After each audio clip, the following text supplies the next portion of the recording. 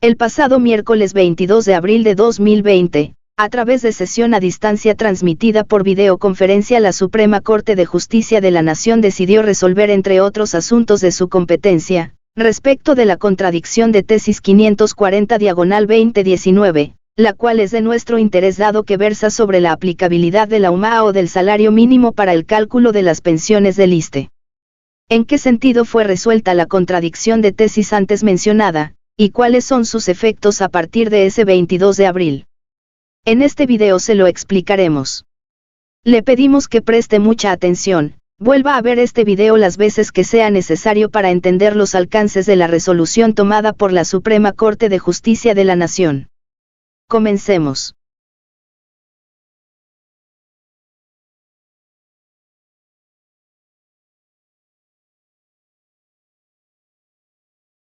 Mediante sesión a distancia celebrada el día 22 de abril del 2020 por la Segunda Sala de la Suprema Corte de Justicia de la Nación, se determinó que la contradicción de tesis 540/2019 denunciada por el ISSSTE se declaró sin materia, esto por unanimidad de los 5 ministros de la Segunda Sala de la Suprema Corte. Pero, ¿qué significa esto para todos los pensionados del ISSSTE? A continuación lo explicaremos.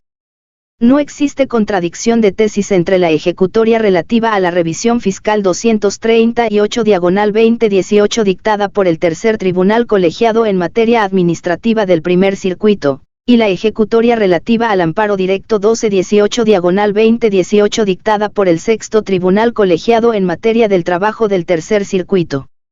Esto último, dado que en la primera ejecutoria el estudio versó sobre la aplicación retroactiva de la ley que perjudica al pensionado al momento de calcular su pensión, mientras que en la segunda ejecutoria el tema de fondo trataba sobre la reforma constitucional que dio origen a la UMA y su contenido, determinar cuál es la finalidad de crear esa unidad de medición, y arribar con ello a la conclusión de que la UMA no es aplicable para calcular las prestaciones de seguridad social.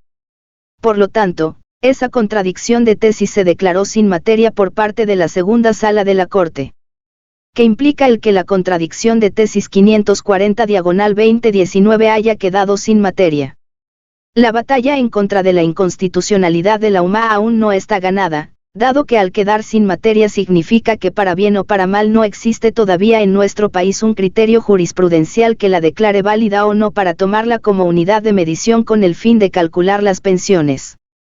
No se reconoce de manera oficial a la UMA como parámetro económico para el cálculo de pensiones, pero tampoco se pondera como obligatorio tomar como unidad de medida al salario mínimo para calcular de manera definitiva las pensiones de los trabajadores, ni tampoco se ha declarado todavía inconstitucional el tomar la UMA para efectos de cálculos de pensiones.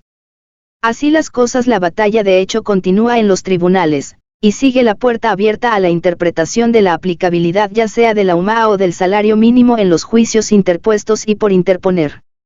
Pero sigo sin entender nada.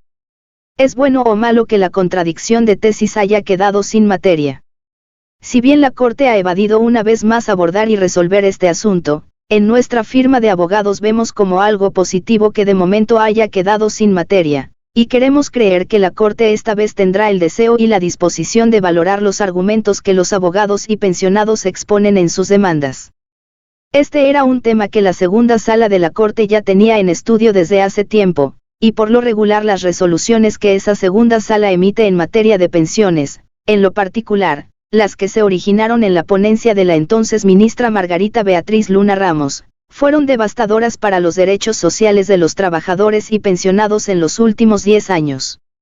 A su vez, no hay que pasar por alto que en septiembre del 2019 se pronunció una jurisprudencia en materia laboral que establece que la UMA no puede aplicarse para determinar la cuota diaria de pensión. Sin embargo, esa misma jurisprudencia es omisa de decretar como inconstitucional la aplicación de esa unidad de medida en vez del salario mínimo. También es preciso aclarar que una jurisprudencia de la Corte optando por el salario mínimo como unidad de medida no sería obligatoria para esas autoridades, pero sí para los tribunales que resuelvan las demandas que los afectados interpongan en su contra. La diferencia entre UMA y salario mínimo es cada vez más grande, pues en este 2020 mientras la primera es de 86.88 pesos diarios, el salario mínimo es de 123.22 pesos. Desde 2016, año en que entró en vigor la reforma que creó la UMAA, tanto el IMSS como el ISSSTE han aplicado esta unidad de medida en perjuicio de los trabajadores pensionados, sabiendo de antemano que actúan de manera contraria a los derechos fundamentales de los trabajadores protegidos por los artículos 1, 14, 16, 123 y 133 constitucionales. De momento la Corte ha evadido resolver de fondo esta controversia, quizá por los tiempos en que actualmente vivimos.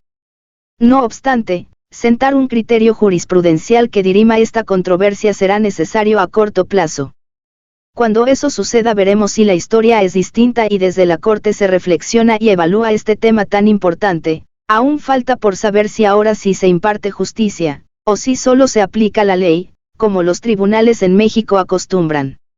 Usted no tiene los derechos que merece, sino aquellos por los que pelea. Recuerde, si usted no tiene un plan para su dinero, el gobierno sí lo tiene. Esperamos que este video le haya sido de utilidad. Por favor, compártalo con quien le pueda servir esta información.